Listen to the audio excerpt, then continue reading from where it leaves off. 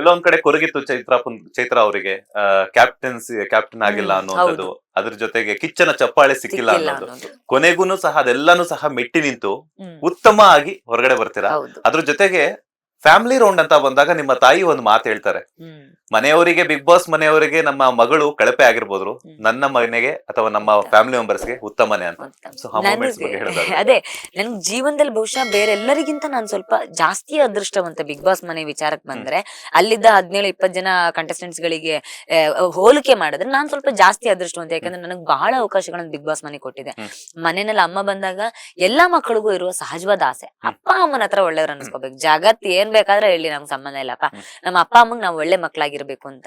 ಆ ಭಾವನೆ ಅಂತ ದೊಡ್ಡ ವೇದಿಕೆಯಲ್ಲಿ ಉತ್ತಮ ಬಂದಿದ್ದು ನನಗೆಲ್ಲ ಒಂದಾದ್ರೆ. ನಾನು ಯಾವಾಗ್ಲೂ ಹೇಳ್ತೀನಿ, ಜೀವನದಲ್ಲಿ ಎಷ್ಟೇ ಕೆಟ್ಟದಾದ್ರೂ ಇದೆಲ್ಲ ಅದೆಲ್ಲವೂ ಆಗೋದು ಭಗವಂತ ಏನೋ ಒಂದು ಒಳ್ಳೇದು ಮಾಡೋದಕ್ಕೋಸ್ಕರ ಅಂತ ನಾನು ಯಾವಾಗ್ಲೂ ನಂಬ್ತೀನಿ. ಬಹುಶಃ 4 ಸಲ ಅವರೆಲ್ಲ ಕಳಪೆ ಕೊಡದೆ ಹೋಗಿದ್ದಿದ್ರೆ ನಮ್ಮ ಅಮ್ಮನಿಂದ ನನಗೆ ಉತ್ತಮ ಅನ್ನೋ ಪದಕ ಸಿಕ್ತಿರ್ಲಿಲ್ವಾ? ಖಂಡಿತವಾಗ್ಲೂ ಸಿಕ್ತಿರ್ಲಿಲ್ಲ. ಆ ವಿಚಾರದಲ್ಲಿ ನಾನು ಅದೃಷ್ಟವಂತೆ. ನಾನು ಲಾಂಚ್ ಡೇ ನಲ್ಲಿ ವೇದಿಕೆನಲ್ಲಿ ಅಂದಿದ್ದೆ, ಫಸ್ಟ್ ವೀಕ್ ಅಲ್ಲೂ ಅಂದಿದ್ದೆ, ಏನೇ ಮಾಡ್ಲಿ ನಮ್ಮ ಅಮ್ಮಂಗ್ ನನ್ ಖುಷಿ ನನ್ ಮಗಳಿದ್ ಮಾಡಿದ್ಲು, ಗಂಡ್ ಮಕ್ಳಿಲ್ಲ ಅನ್ನೋ ಕೊರ್ಗನ್ನ ನೀಗ್ಸಿದ್ಲು ಅನ್ನೋ ನಾನು ಇಲ್ಲಿ ತನಕ ಕೇಳೇ ಇಲ್ಲ. ಅದನ್ನ ಇಲ್ಲಿ ಕೇಳ್ಬೇಕು ಅನ್ನೋದೊಂದು ನಾನು ಹೇಳಿದ್ದೆ. ಸೊ ಅದಕ್ ತಕ್ಕದಾಗ ಅವರಿಂದ ಉತ್ತಮ ಸಿಕ್ತು. ಅದಾದ್ಮೇಲೆ ಅಮ್ಮನ್ ನೋವನ್ ಮರೆಸೋದಕ್ ಮನೆಯವರು ಉತ್ತಮ ಕೊಟ್ರು. ಅದೆರಡೂ ನನಗ್ ಖುಷಿ. ಕ್ಯಾಪ್ಟನ್ ಆಗಿಲ್ಲ ಅನ್ನೋ ಬೇಜಾರಿದೆ, ಆದ್ರೆ ಸ್ವತಃ ಬಿಗ್ ಬಾಸ್ ಕ್ಯಾಪ್ಟನ್ ಮಾಡ್ತಾರೆ ನನ್ನೊಂದು ತಂಡಕ್ಕೆ, ರೆಸಾರ್ಟ್ ಟಾಸ್ಕ್ಗೆ.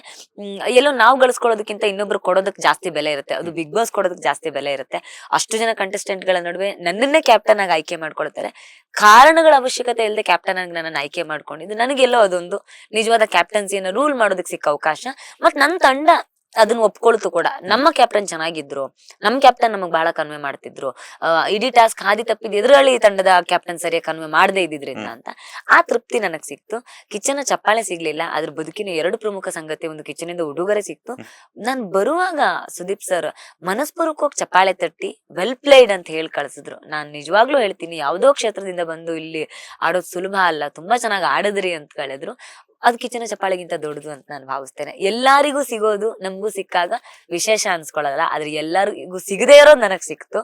ಆ ಚಪ್ಪಾಳೆ ನನಗ್ ಸಂತೃಪ್ತಿ ಕೊಟ್ಟಿದೆ. ಸ್ವಯಂ ಯಾವ ಕೈ ಚಪ್ಪಾಳೆ ತಟ್ಟತ್ತೋ ಅದೇ ಕೈ ಕಣ್ಣೀರನ್ನು ಒರೆಸೋದಿದೆ ಅಲ್ಲ, ಅದು ಬಹಳ ವಿಶೇಷ. ದೊಡ್ಡ ಅದೃಷ್ಟವಂತೆ ನಾನು. ಯಾಕಂದ್ರೆ ನಿಮಗೆ ರೆಗ್ಯುಲರ್ ಪ್ರತಿ ವಾರ ಬರುವಾಗ ಅಲ್ಲಿ ನಿಂತ್ಕೊಂಡು ಚಪ್ಪಾಳೆ ತಗೊಳ್ಳೋದು ದೊಡ್ಡದಲ್ಲ.